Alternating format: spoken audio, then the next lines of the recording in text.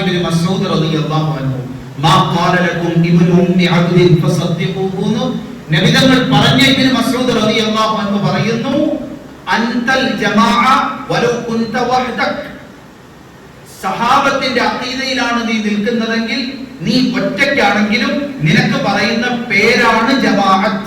മസ്ഊദ് റളിയല്ലാഹു അൻഹു അഹ്ലുസ് സുന്നത്ത് വൽ ജമാഅത്തിന്റെ ജമാഅത്തിനെ കുറിച്ച് പറയുന്നു അൻതൽ ജമാഅ വഇൻ കുൻത വഹ്ദക് ഒറ്റയ്ക്കാണെങ്കിലും സഹാബത്തിന്റെ അഖീദയിലാണെങ്കിൽ നീയാണ് ജമാഅ.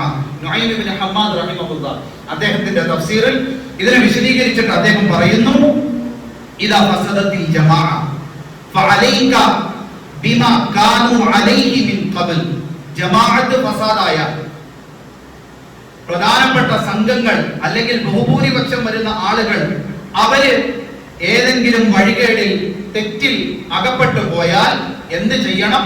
നിന്റെ മേൽ നിർബന്ധമാണ് ഫഅലൈക ബിമാ കാനൂ അലൈഹി മിൻ ഖബൽ മുമ്പ് ജമാഅത്ത് ഏത് അഖീദയിലായിരുന്നോ ആ അഖീദയിൽ നിൽക്കലാണ് നിന്റെ മേൽ നിർബന്ധം. ഏത് ജമാഅത്ത്?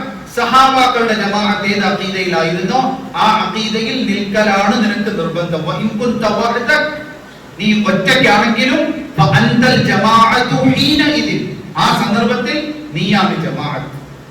ഇതാണ് അല്ലാഹു തആല നമ്മളോട് പറഞ്ഞത് ആമിനു കമാ ആമനൻ നാസ്. നബി സല്ലല്ലാഹു അലൈഹി വസല്ലം അലൈക്കും ബിസുന്നതി വസുന്നതിൽ ഖുലഫാഇർ റാഷിദീൻ തമസ്സകൂ ബിഹാ അള്ളു അലൈഹാ ബിന്നവാജിദ് മാ അന അലൈഹി അസ്ഹാബിൽ യൗം എന്ന് പറഞ്ഞ റിവായത്തുകളിലൂടെ നമ്മളോട് പറഞ്ഞു വെച്ചത് ഇതാണ്. സലഫുകൾ സഹാബാക്കൾ നമ്മളുടെ മുന്നിൽ വിശദീകരിച്ച് തന്നതും ഇതാണ്. നുസൂസുകളിൽ വാരിദായ അഖീദ സഹാബാക്കൾ നമ്മളുടെ മുൻഗാമികൾ ഏത് അഖീദയിൽ കഴിഞ്ഞുകൂടിയോ ആ അഖീദയിലേക്ക് മടങ്ങലാണ് ഈ ഉമ്മത്തിന്റെ